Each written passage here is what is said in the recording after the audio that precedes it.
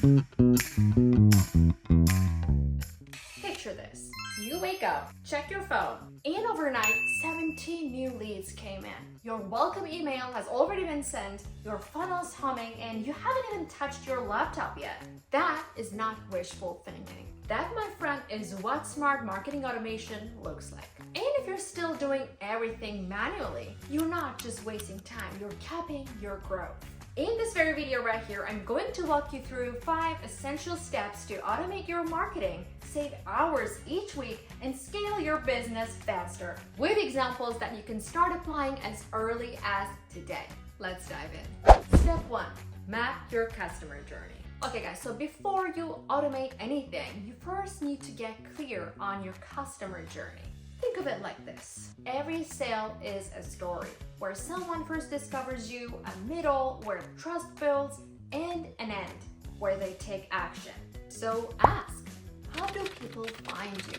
What is their first impression of you? What do they need to hear to move forward? Okay, for this example's sake, let's say you are a fitness coach. Maybe they discover you on TikTok, download your meal plan, and then book a consult. So each of these steps can and should be automated, but only once you've mapped the path.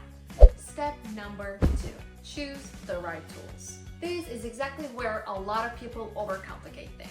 For starters, you do not need a dozen tools. You just need the right ones for your workflow. So at the very least, you will want an email platform like ConvertKit or ActiveCampaign, a CRM to keep track of leads. HubSpot's free version is a great place to start, and a simple automation tool like Zapier. For example, if someone grabs your free guide, Zapier can tag them in your CRM, kick off a welcome email, and even assign you a follow-up task without you even lifting a finger. Step number 3. Create a lead magnet and an email sequence. This will be the heart of your automation. You offer something valuable, a lead magnet, and in exchange, you get their email. But what I don't want you to do is just send one email and then ghost them. Build a short sequence to guide them deeper into your world. For example, that fitness coach, their sequence might look like welcome and meal plan delivery, quick prep tips, a client transformation story, invite to a free consult, and an urgency nudge, a last chance to book. And that sequence runs when you focus on your clients, not your inbox. Let's move on with step number 4. Automate the admin stuff.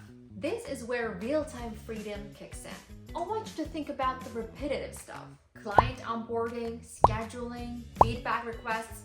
Automate it. So if someone signs a contract, you can definitely trigger a workflow that sends them your welcome packet, schedules a kickoff call, and adds them to your project tracker.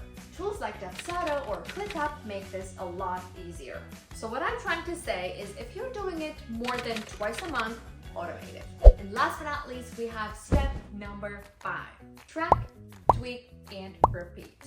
Okay, we have to be on the same page here. Automation isn't just do it and forget kind of thing. You gotta check your metrics. What's working, what's not, what needs improvement, and of course, where people will drop off. Let's say your third email in the sequence has a low open rate.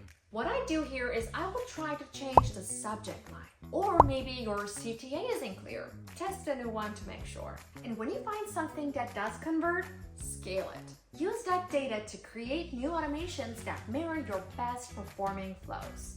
Okay guys, marketing automation is not about replacing yourself. It's actually about amplifying what you already do well. When you set it up right, you create time, consistency, and space to actually grow. If this video helped, don't forget to hit like and please comment down below what you're automating first. And of course, if you want more deep dives like this, make sure you subscribe. See you in the next one.